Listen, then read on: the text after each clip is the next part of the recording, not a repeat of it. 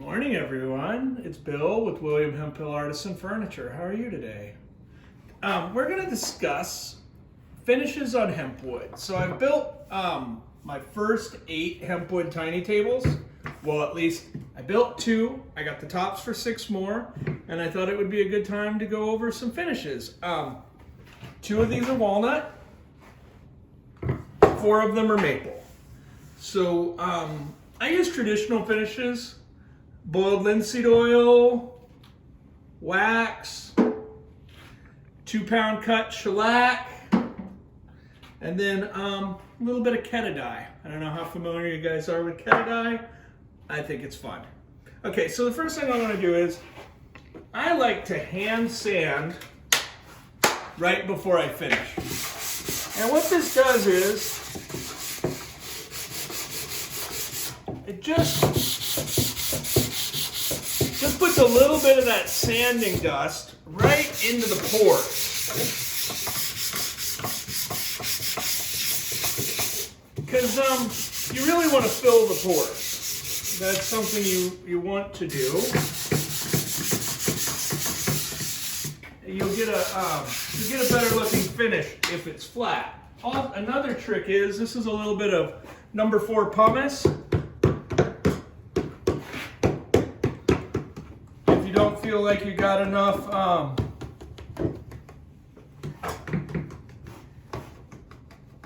the grain filled with sand. The first thing I'm going to do is I like to take my BLO and put it on a pad. Oops.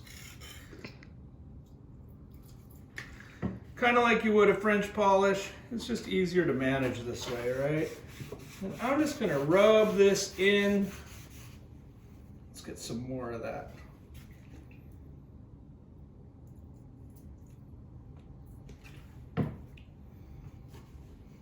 Did I label that backwards? That is the shellac. Ha! Now I'm embarrassed I did that on video. I'm like, why does my BLO smell like shellac? So let's just do these middle 2 in shellac, since I have the shellac.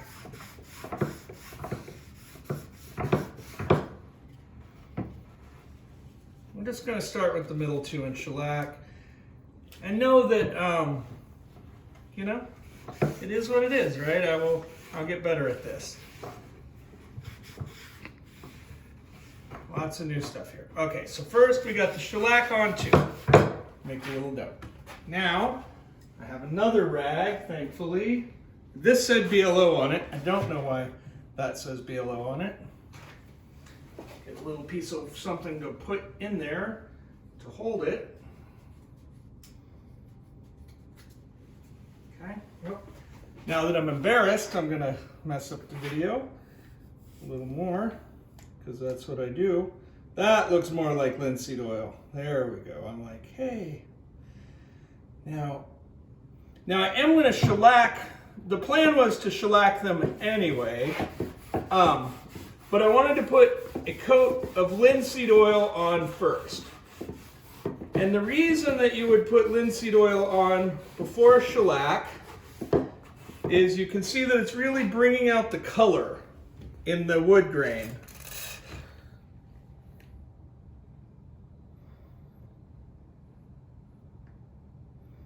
And I also forget that shellac goes a long way. Just a little shellac goes a long way. Linseed oil doesn't. It takes quite a bit of linseed oil. It just soaks up.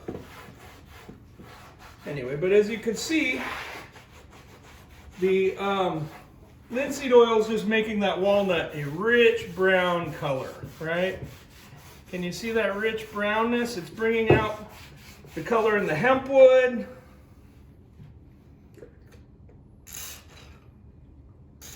I'll never get used to these squirt bottles where you have to hold them upright to squirt.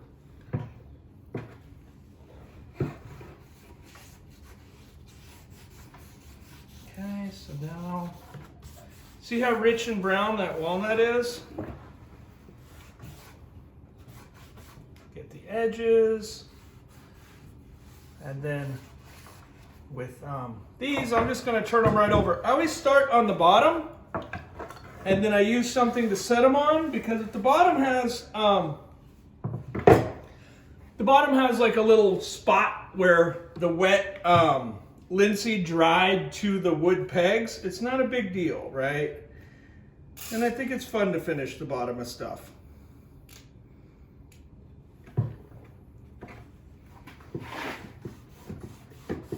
Get that linseed right on the top.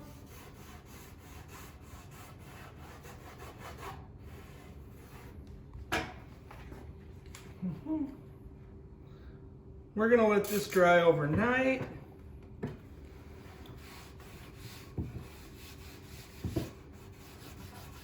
See how it just brings out the tones in the wood? Makes that walnut nice and walnut looking. Then I will flip over these ones that I accidentally shellacked. And luckily for me, it was the bottom, so it's not the end of the world. Let's get some linseed in there. Oops, but what I did not do this time was I didn't give it the little promise.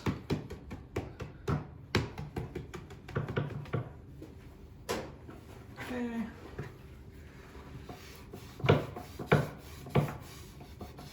I'm just going to get that linseed oil into that grain. See how that maple just starts to shine ever so slightly?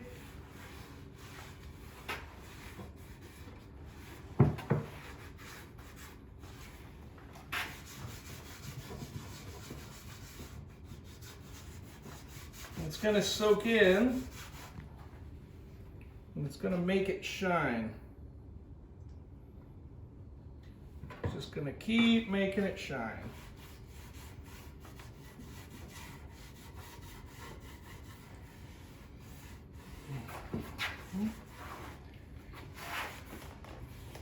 All right, so now we got the first 4 linseeded.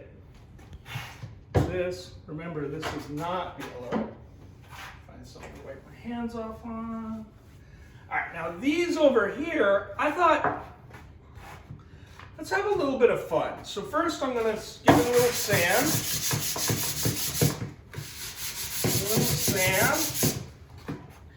I'm gonna pop open the die.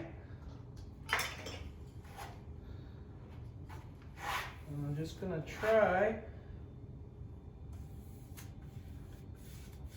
to get that as even as I can, even though it doesn't really want to cooperate.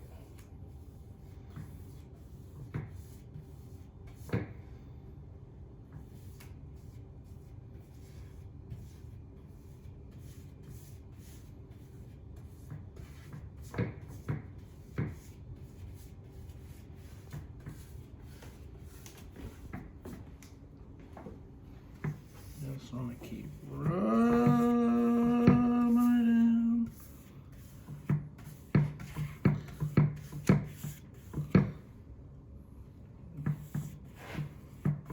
All that texture in that hemp makes getting the dye in there a little bit trickier.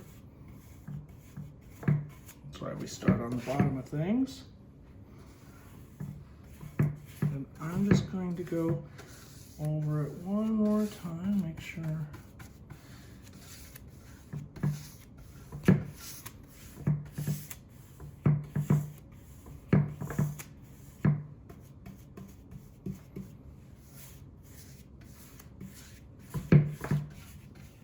Okay, now I'm going to flip it on its edge. The end grain is probably going to be a little tricky, but life is tricky, so we learn to deal with it. And we're just gonna get this as blue as we can. It's alcohol-based dye, so it's gonna dye kind of fast, or it's gonna dye kind of fast, it's gonna dry kind of fast. I really thought, you know, I'm not really a fan of dyeing wood or staining wood, and then 2020 came and I really thought to myself, you know what we need? We need a little color in our lives, right? Things are so dark out there. I'm tired of tradition. I'm tired of backwards thinking and backwards ideas. And you know what? Maybe it's time for tables to be bright fucking blue and hempwood. Did I just lose my Disney audience with that cussing?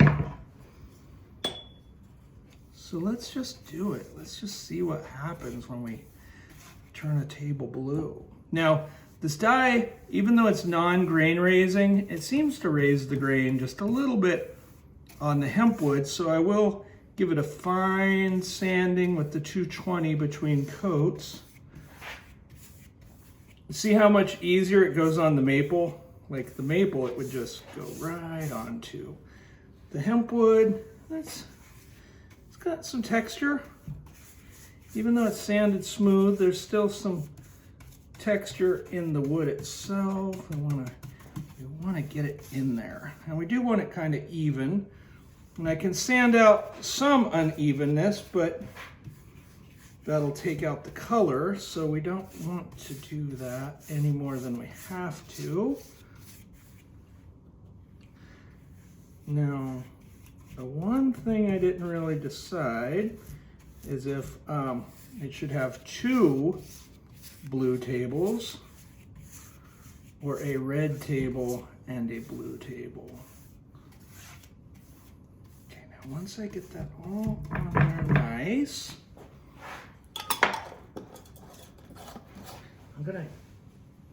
I need to get a little better prepared. I like to just I use an old drop cloth for cotton rags. I think that canvas makes an excellent rag material. And I'm just gonna rub it in.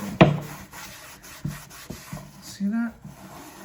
What you're seeing here is my sanding marks. The different hardness and softness is absorbing the wood, the dye different, as well as the different smoothness, you know. So when I went like this with the sandpaper, if I didn't get it even, we're gonna see that now, which is okay, right? Because it is what it is. Cool. What do we think about that? Now I have here a rinse, although my rinse isn't very rinsey these days, due to, you know, anyone who works with watercolor knows at some point your rinse just becomes colorful too. Let's just move these, right? Let's make this easy.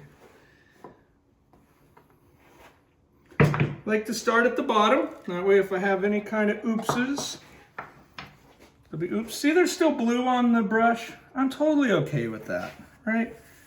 We'll just be part of what it is. It's just gonna, sometimes you just want to get there.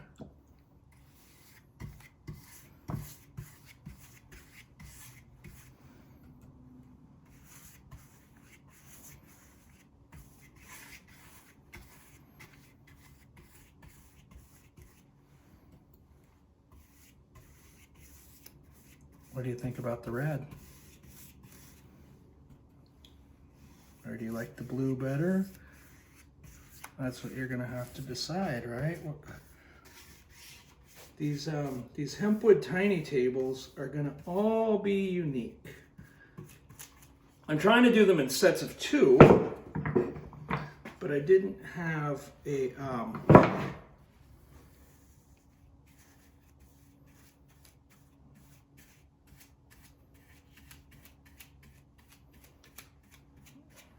I didn't necessarily want to make the set of 2 match. I think blue and red does match, right? They're both primary colors. So why do things have to be uniform? Why can't things be interesting?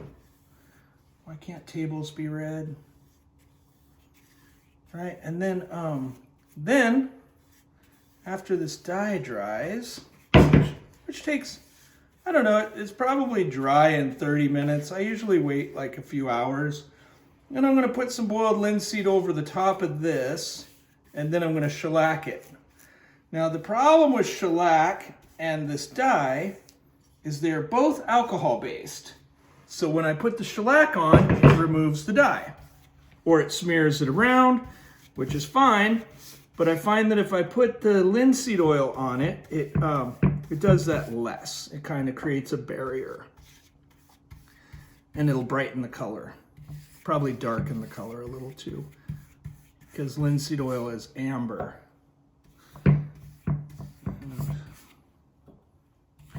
And then I've been using blonde shellac in a 2-pound cut, which means there are 2 pounds of shellac flakes per gallon. Although I do it a quart, so it's like a quart for a, what is that? 1/4 pound into a 1/4 gallon. Quart is a 1/4 gallon. Yeah, so it's like a 1/4 pound of flakes into a quart. Or is it 2? It's 2. It's a 1/2 pound of flakes into a quart.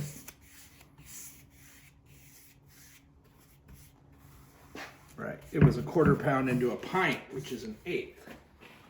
Okay, now that it's starting to dry, you'll start to notice that maple has a natural iridescence to it, and the blue color is going to accentuate that natural iridescence in the maple. All right, so just to review, walnut and boiled linseed oil, maple and boiled linseed oil, ketodized maple, and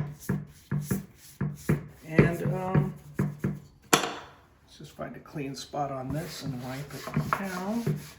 I'm just making sure I don't leave any drips, right? You can't really see them because they hide and then they'll darken later.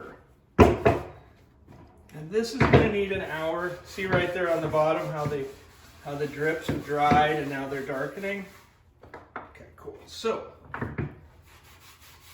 boom. All right. And linseed oil cloths are flammable, so let them dry flat or store them in something that'll keep them wet. Cool. All right, thank you guys for tuning in. I know I went a bit long, but now this will be 8 HempWood tables, and I'll be working on the next set. Thank you.